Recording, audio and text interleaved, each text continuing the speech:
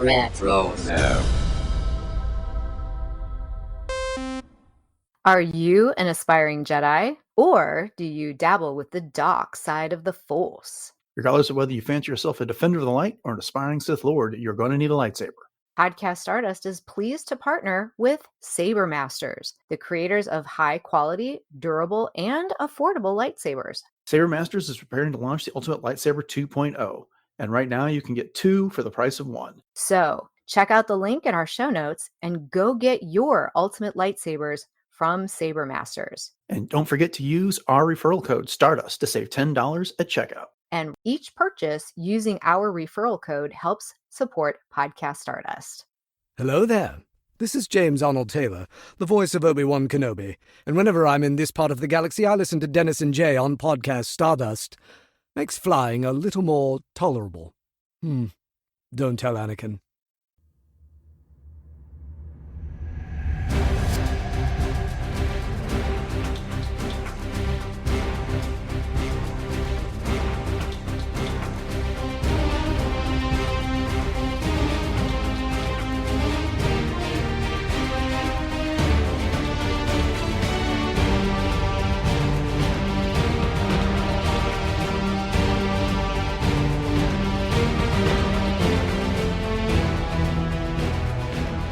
Welcome to Podcast Stardust. This is the fully armed and operational podcast dedicated to Star Wars news, reviews, and discussion. I'm Dennis Keithley.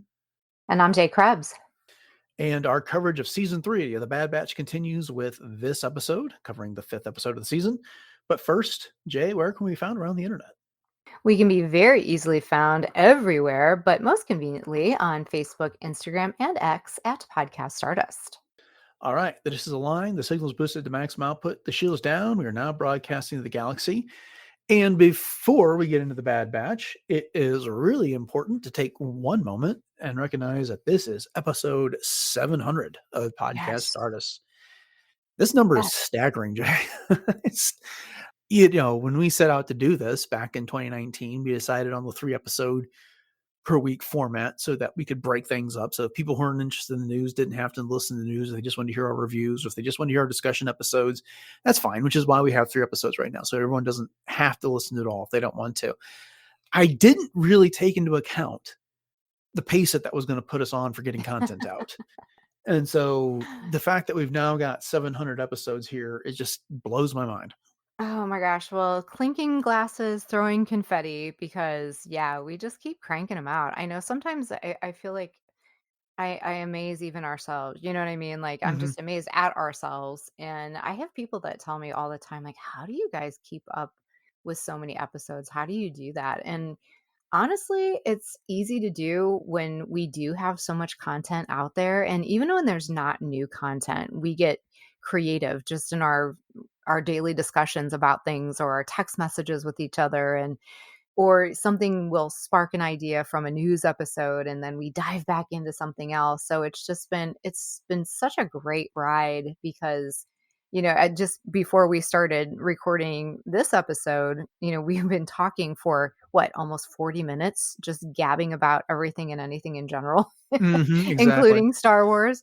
And so, and I kind of pulled the curtain back a little bit, had shared with you that, I've been looking forward to this all day because, it's my appointment Star Wars, as you coined it so many episodes ago. And so it's just been so cathartic in that way too. But so we hope that all of you have enjoyed listening to us as much as we've enjoyed talking. Yeah.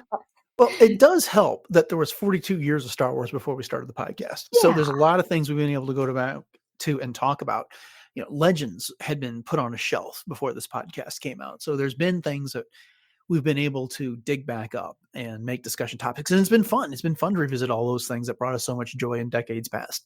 And it's been great to be able to talk about the latest in Star Wars news and what's coming down the road with new movies and releases and all the content that's on Disney Plus, and doing our annual series on a particular movie that's celebrating an anniversary and doing those segments and the World Between Worlds segments.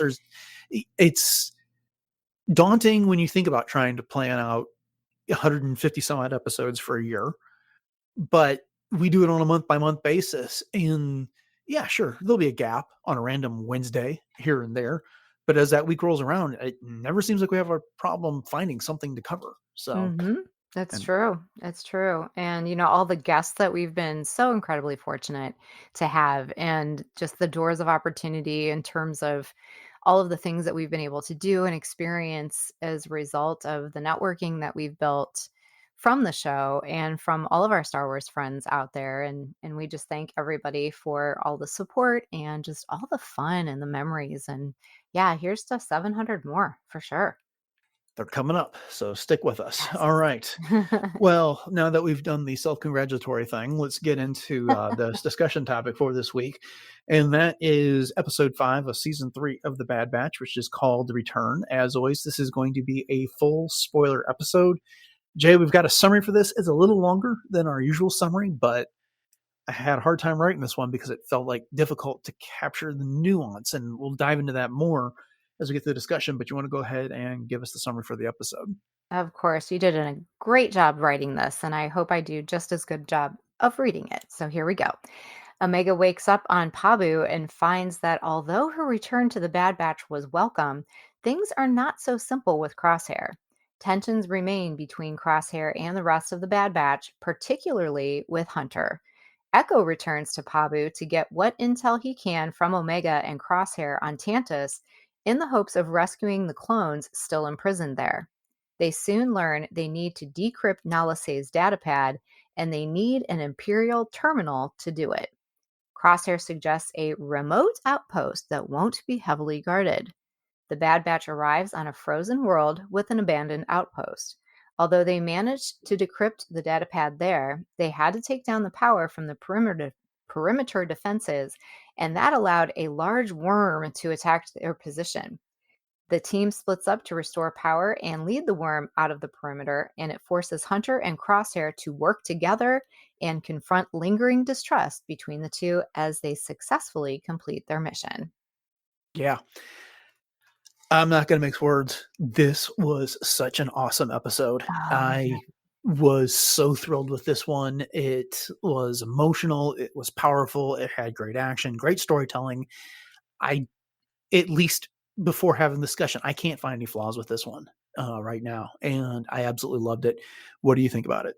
Oh, it totally hit all the notes for sure. You had your nostalgia, you had your intrigue, you had, all of those colors of things that have happened before, and then just, oh yeah, I'm with you. There was absolutely no flaws whatsoever. Hmm.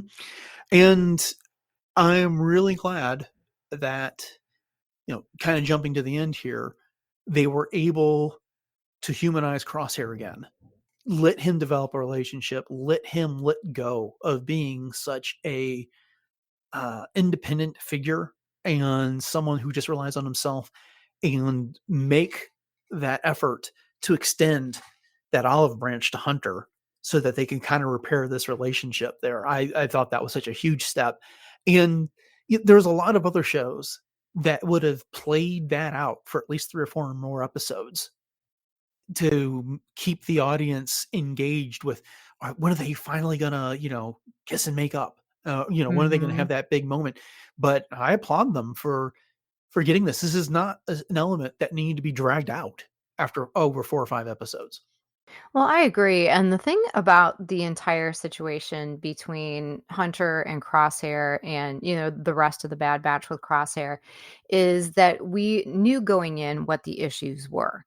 We were very well versed on where they all stood and what needed to be remedied. We just needed to see how it fell back in place. And right now, the puzzle pieces, even though they're back in place, they're still not quite fitting perfectly because there's still some jagged edges and there's still some things that need to be worked out. But one of the things that I really truly appreciated about this episode was, and you put it well when you said humanizing Crosshair again, is that this particular episode and all of the Bad Batch, I feel like in general too, just really get it in terms of human nature. And they don't try to, sugarcoat a whole lot of things, and they do it in a way that just seems so real. It Mhm. just seems so, in some ways it's very raw, but it's very real. It's very akin to what real people would go through if they were having these types of issues. And the fact that these are clone troopers obviously, added a different element to their relationship and the things that they had been through. But, all in all, it was a fantastic way to build on that. Yeah. Normally, I like to try and go through these episodes by talking about things as they kind of occurred in the episode. Not doing that in this discussion because the heart and soul of this episode was Crosshair and Hunter bearing the hatchet here. Mhm. And so I want to focus on it. We'll talk about everything else that comes up in here as well. But it's just when we get to this end of this episode, Crosshair and Hunter went out to lead the worm past the perimeter because Hunter rightfully pointed out, it's like, we can get this perimeter back online, but if we do it with a worm inside the perimeter, we're stuck with it. And so we Mhm. have to get it out. And so that's what they go out to do. And for one thing, I think it demonstrated that there was this underlying element of brotherhood, this underlying element of trust between them, that Hunter went out there with Crosshair. And although they had some words when they got out of the compound, it's not like he thought, I can't trust Crosshair. And so I'm leaving. I'm going to put him someplace else or he's inconsequential. He took him out there with Yeah. him. Mhm. And that gave them the opportunity to have that confrontation where, Hunter is basically tells Crosshair, at some point, you're going to have to tell us what happened. You're going to have to talk to us. And then Crosshair throws back in his face. It's like, no, what you're really angry about is the fact that I risked everything to warn you all that they were coming after Omega. And yet, despite that, you still let her get captured. And so that's on Yeah. you. And you're angry because I'm the one that helped her escape, not you. Which Mhm. I thought was very insightful. And there's a bit of a blame deflection going on there with Crosshair as well. But I think that's something that Hunter needed to hear too. It was, and it wasn't the Crosshair was saying, "I'm better than you," Mhm. "Omega likes me better than you." It was, "You know what? You let your personal feelings get in the way, and this is where it got us. And Mhm. I'm just letting you know." And that's exactly how it played out. And I think that, like you said, as much as Hunter didn't maybe want to hear that, he needed to hear that. Right. And the other thing is, though, is that, Crosshair could throw that out, but he still wasn't addressing his own issue of all Mhm. this, which is that he did not want to admit his mistake. And so, it comes to the end of the episode where they're packing things up, as they're getting ready to leave the outpost, and Hunter walks by Crosshair. And this got me, that big sigh that Mm. Crosshair got is like, I've been there. I've had something I didn't want to say, but I needed to say. And, you just take that deep breath and you let it out in that big sigh. And when you hear that from somebody, that something major is coming that's hard for them to say. Oh, yeah. And he admits, he's like, Crosshair, it's like, you know, I did what I thought was best. I was trying to be a good soldier back, and I didn't realize what I was getting into with the Empire. And I did things. I made mistakes. And then Hunter extended that grace to him, which was, we've all made mistakes, but all we can do is try and be better going forward. Yeah. And I mean, such a perfect way to end this episode. Absolutely. And, and it took a lot on both of their parts to be able to kind of meet in the middle in that way. And they both needed to say things and get things off their chest in both aspects, from both regards. And it was, again, it was just needed. It needed to be said. It was very cathartic. And I'll tell you what, the part that I think maybe was somewhat of a turning point, for me as far as watching Crosshair in action was when he was taking those helmets on Yeah. Barton 4 and lining them up after they had fallen down, and then you see Mayday's helmet. It's like, "Oh my gosh." Like, that just got me big time. So let's expand on that for just a second here, because when they first got to this planet, I did not immediately put two and two together that this was the world, as you pointed out, Barton 4, that Crosshair went to at the end of season 2, where he shot the Imperial lieutenant because he was basically disrespecting the clones Right. and left them to die. Basically said they were all expendable. This is where Crosshair had his crisis of faith in the last Mhm. season. And, so he gets there, and, you know, when he first said he knew of an Imperial outpost, I wasn't even thinking about this, because they said they needed a terminal. I was actually thinking of the Mandalorian when they went to an Imperial Oh. terminal to get some information about where Grogu might be kept by Moff Mhm. Gideon. So they're kind of repeating a story element across Star Wars there, which is kind of cool. But they got there, and the trivia guide went up today. We're recording this on Thursday, the 7th, and it pointed out that this is a warmer season on this planet of Barton 4.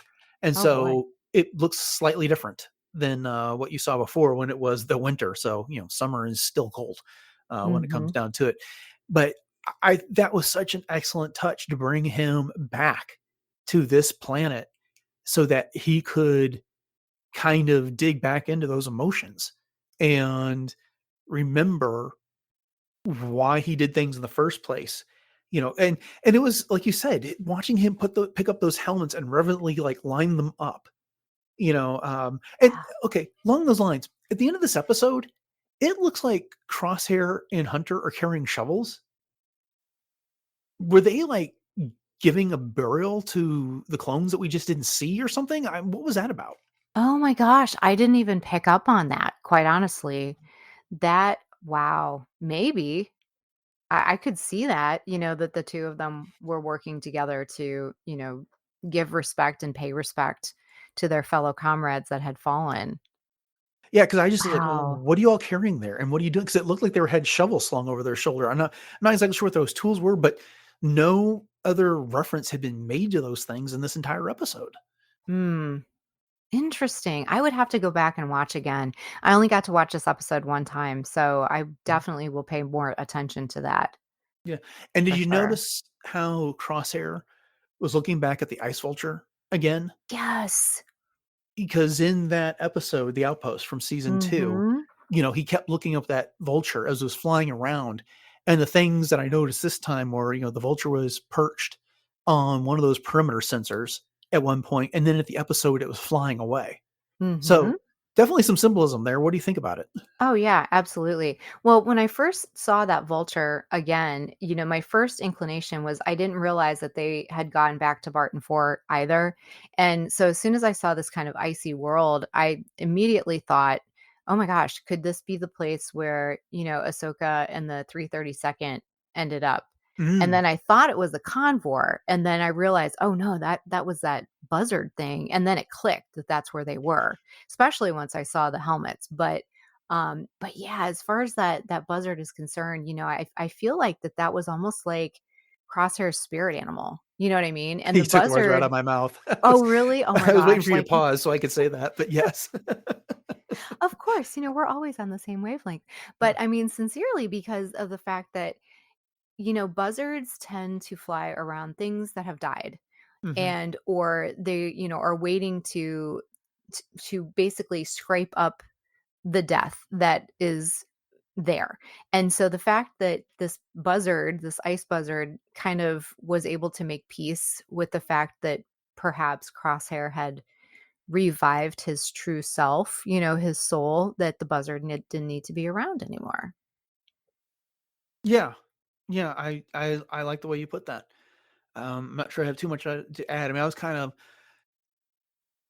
thinking of it in the terms that Crosshair didn't have a future, and so he was essentially a dying thing. Yes, and Ah, then mhm, mhm. when he, and Crosshair kept noticing it, which I think was making him think it's like just circling, circling, circling. They've done a great job in the Bad Batch kind of dealing with this time motif. In the first couple episodes, it was the dripping faucet in Omega's Yeah. cell on Tantus, and then the centrifuge just kind of clicking away, clicking away, clicking away. Now that third episode had an extra minute. It was literally the countdown to when Omega was going to get discovered. But this is the same type of a thing. It's like there is this circling vulture with the time going on, and it's got nowhere to go. But then Crosshair bridges that gap between himself and Hunter. and creates a new future for himself, creates a new purpose. So, the other moment on this whole relationship with Crosshair, there actually two, now I'm thinking about it, is, you know, they get past the worm and there's that elaborate escape because, Hunter's fallen down in the tunnel, and then Crosshair and Batcher end up, making a hole so he can get out, and then Crosshair pulls Hunter out the last second, and they get back across the perimeter just in time. And it's that nod, that they Mhm. give each other, and then, Hunter nods first, just kind of that, thank you. And sometimes you can't say the words because pride Right, gets in the way. And, right. and Hunter did that. And then, Crosshair gave him them that nod back. And it's just like, and you knew, if nothing else, if Crosshair didn't say another word in this episode, that they were back on that same wavelength. But then they took it that extra step with Crosshair finally, that big sigh, like I referenced earlier. And, look, this is what happened. And he, it was a cry for help on Crosshairs. It's like, I did terrible things. I don't know how to get past this. Mhm. So I don't know. I Yeah. just, we still got details about this story I haven't talked about yet, but those moments alone were worth the price of admission for this story. Oh, yeah, and just, the fact that a gesture is worth 1,000 words, and it was so subtle, Mhm. but it was so deep and so meaningful. Yes. Yeah. Well, and then you got Wrecker, who's on the sideline. And earlier in the episode, when they've made this plan to go to this outpost, he comes up with that case and he gives it to Crosshair. And he goes, it didn't feel right to get rid of this. And it's Crosshair's old armor. Mhm. And so you can tell Wrecker wanted to take that step, but put yourself in his position for a second, which is the brother that's been loyal, Hunter, is dealing with an issue. And so you can't make a big show out of all of this Mhm. because it's I would not want to have been in his shoes when you got two brothers. You want so desperately to welcome one back, but you can't betray the other one that's been true. Right. Right. And so, and so he gives Crosshair that armor back. But then later, when Wrecker and Crosshair come walking back from the perimeter with the worm stuck on the other side, he runs them both and basically crushes them in a hug. Mhm. It was just so He was perfect. so happy. He was so Yeah. happy. And at one point too, because Wrecker was still, even though he'd always, I think, held out that little bit of hope that at some point Crosshair was hopefully going to return. I think, some of that got crushed obviously through Crosshair's doings and the things that had happened and whatnot. But, he said it at one point in this episode that, well, Omega trusts him. So if that's good enough for Omega, it's good enough for me. Yes. Oh, yeah. And you could see how hard this was for Maya Mhm. because she just gone through it with Crosshair, getting away from Tantus. One of the most harrowing things that she's done, and Hunter and Wrecker Right. weren't part of that. And so, and she kept advising Crosshair, you're going to have to talk to them. You have to talk to them. And, and those things are difficult. Those things are hard. Who's going to talk first? Who's going to be that person?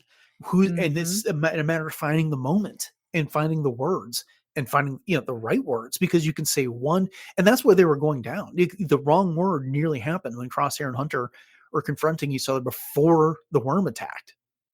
So I don't know. It's this episode did so many things well. It gave you all those human moments combined with the action and the dialogue. Mhm. And it hit on all aspects of Star Wars. It The only really thing did. it maybe needed the Force and some lightsabers, to be the ultimate story. But other than that, I mean, I can't think of a really place where you can improve upon on this episode. Oh, I agree. And the thing with Star Wars that we know is such a recurring theme is just the idea of redemption. Mhm. And so, Crosshair is basically earning his redemption at this point. And Yeah. going forward, hopefully, things will start to improve and he won't step back. But, I do feel that his shakiness might end up, proving to be like right now it seems to be a loaded gun, pardon the pun, talking about Crosshair. But at some point that might come back to haunt him. But I'm hoping that maybe fixing the emotional and spiritual self of him will end up fixing that physical tick. Yeah. I I'm interested to see what happens with that. I'm glad you brought that up because, the when we first see him at the beginning of the episode, he is doing target practice with AZ1, and we find out like his accuracy is down to 53 some odd percent, which AZ is Yeah. like, this is much lower than your average. And you can see Crosshair is frustrated with that. And so we've been speculating about this since early in the season, which is, what is going on? Is this really a result of injuries? Is this a matter of the torture that he's accepted? Is this psychological, or whatever the case is?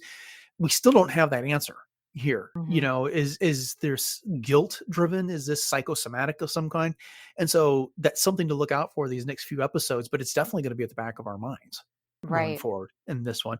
Speaking of which, things in the back of your minds.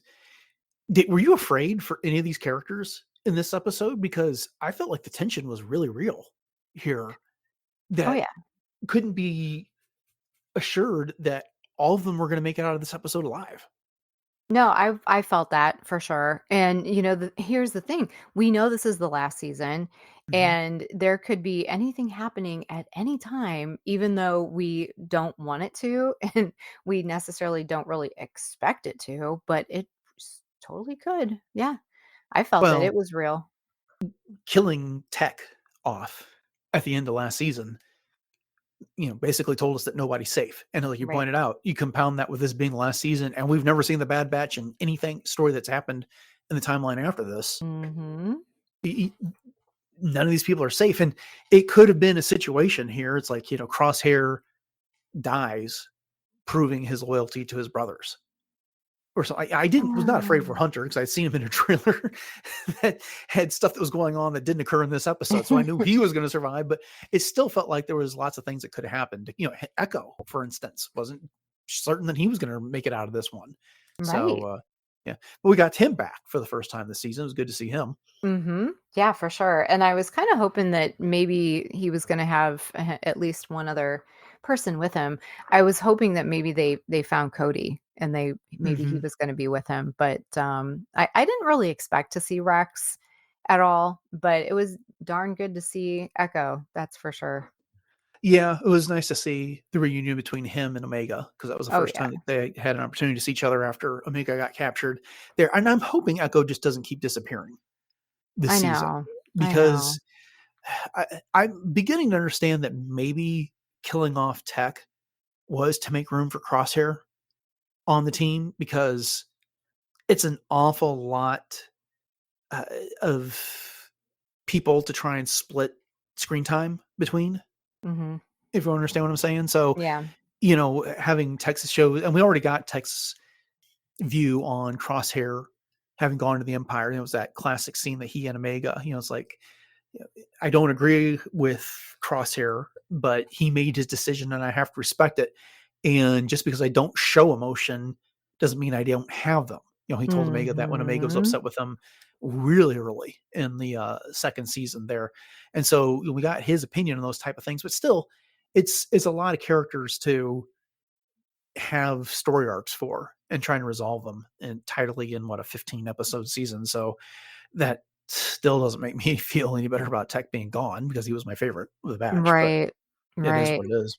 And I'm still not convinced that he's gone forever, but I feel like in some ways, because we always joke that, no body, no foul kind of thing with Mhm. Star Wars, but I almost wonder if that's the red herring that we're all going to be like, oh, yeah, we'll see him again, oh, whatever, they found his goggles. But what if he really is gone for good, and that is a very real possibility. I'd like to think, to that point that the rest of the Bad Batch just end up kind of blending into the foliage of Pabu, and retire in peace, and they're able to just kind of, you know, fall into the woodwork, so to speak, and the Empire never finds them again. But I have a feeling that's not going to be the case. But Yeah. speaking of Pabu, I was kind of disappointed that we didn't get to see anybody else on Pabu, that they were just completely by themselves. Were you surprised that we didn't get to see anybody else? I really hadn't thought it until you asked. The comment I was going to make about Pabu is I really respect the producers and directors of this show for not feeling like they have to hold our hands about where they are. They're basically counting on their audience to remember, Pabu was the paradise that they were all planning on retiring to before things went south at the end of last season. And Mhm. while it's the remote base of operations, they don't need to keep pointing an arrow. to where they are. Mhm. No, You that's a know, great point. Mhm. yeah, but that being said, Omega had a little friend on that planet that you would think there'd be a warmer welcome from. So, Right. that Or now that you feed, point that, yeah, you there's know? you would feel like, well, it gives us another opportunity to have another reunion in an upcoming episode, I guess. True. Yeah, I guess they can't just, spill all the marbles and whatnot. Yeah. So the other thing that this episode is doing is it's steering us towards the rescue of the remaining clones in prison on Tantus, because that's Yeah. what this was about. This whole thing was Echo wanting to get more intel so they could, because they know of Tantus.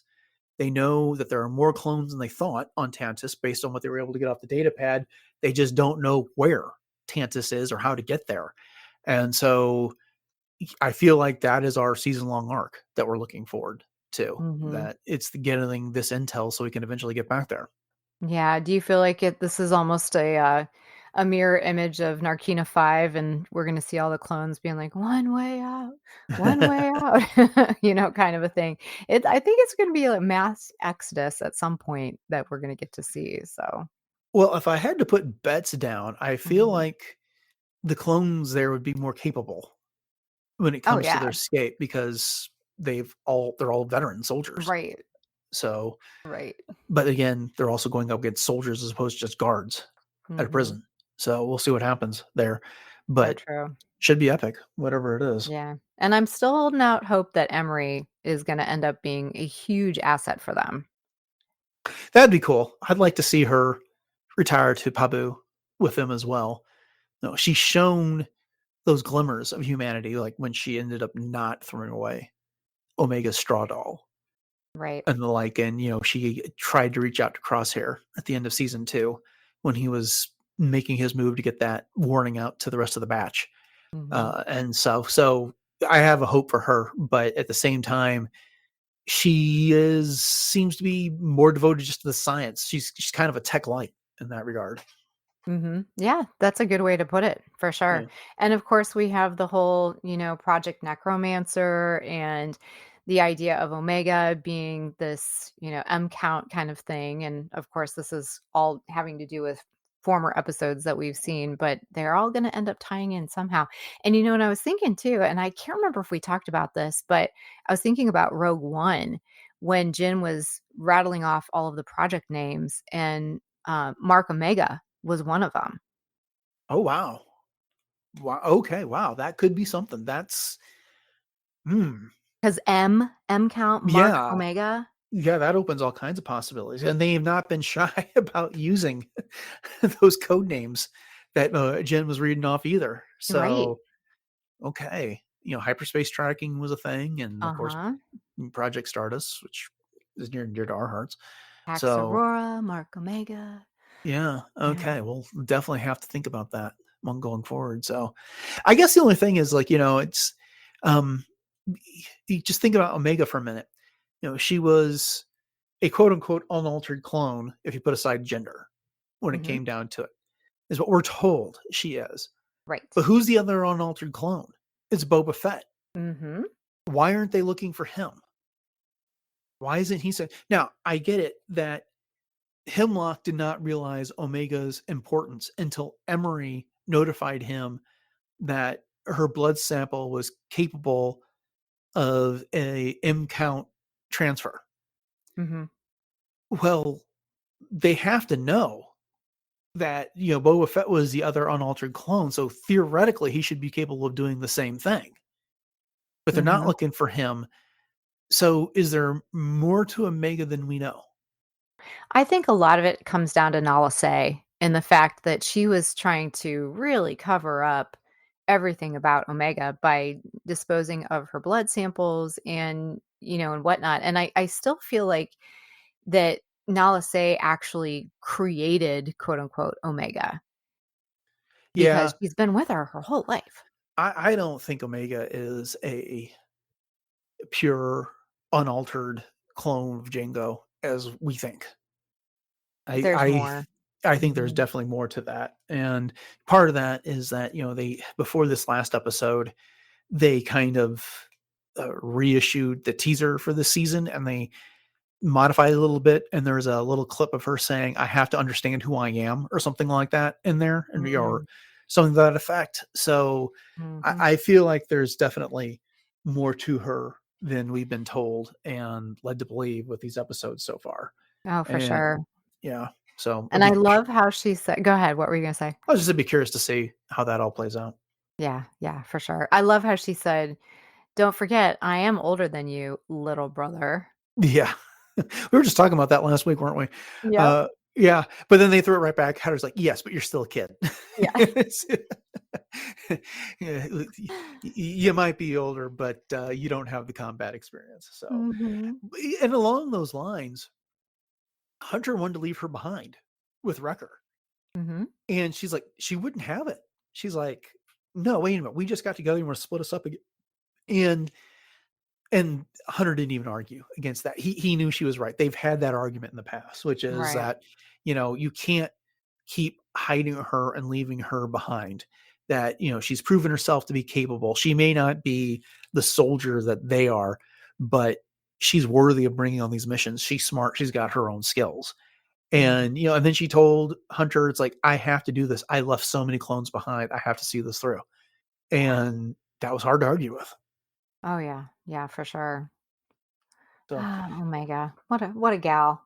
yeah, this season's just so awesome. It There's not been a really bad is. episode, so, I can't wait to see what they do next week. Yeah, and it's gonna go by so fast, That it is, that it is. unfortunately. Alright, well, we're about out of time on this one. You got any other final thoughts before we wrap it up? I don't think so. I wanted to throw that in about the, little brother thing because I just thought that was awesome. Yeah, we would've been remiss if we didn't cover that, so I'm glad you did. Mhm. Okay, well, with that, then, I wanna thank you all for joining us here for this episode of Podcast Stardust and our discussion of episode 5 of season 3 of The Bad Batch: The Return. We hope you enjoyed it, and we hope you enjoyed our previous 699 episodes of the podcast. And so, if you want to get our next 700 episodes, make sure you hit subscribe on your podcatcher of choice, so they'll all be there for you when you wake up Monday, Wednesday, and Friday each week. I also like to remind you that you can find that entire catalog of 700 episodes that we have over on retrozap.com, which is home to a whole bunch of other great podcasts. If you want to know something about geek culture, go over there. You're going to find it. And as always, we greatly appreciate your 5-star ratings and reviews on whatever podcatcher it is you use, especially if that's Apple Podcasts. And we'd hope you consider sharing the show and your favorite episodes on social media with your friends. The word of mouth is the best way you can thank us for anything that you might have enjoyed on this show. So, that all having been said, Jay, I want to remind everybody what our social media contacts are and where else we can found on the internet one more time. You bet, Dennis. And we are definitely very fortunate to have such a great network of listeners, friends, and fans out there. And you can continue to spread the fun and the news of all of our episodes on Facebook, Instagram, and X at Podcast Stardust. And we also have a bunch of other fun places that you can find us. One of those is Pinterest. We have tons of boards over there. And then we also have 2 YouTube channel opportunities, one, the regular YouTube station, and then our YouTube music channel as well. And so having a lot of fun over there on both of those. So like and subscribe. And then if you're up for some real time chatter, you can head over to our Discord room, which is part of the RetroZap Discord server. So lots of conversation going on over there, not only in our room, but all of the RetroZap shows have their own room.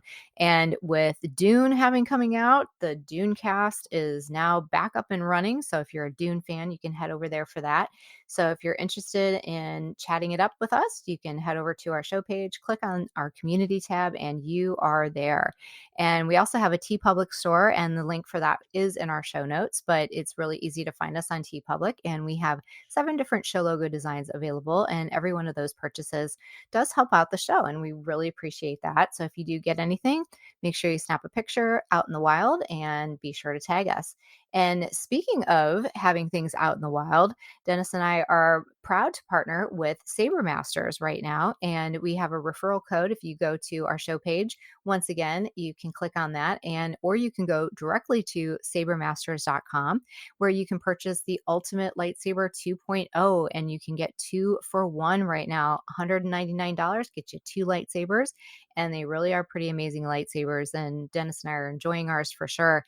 And at checkout, be sure to enter the code Stardust and you will get $10 off of your sale.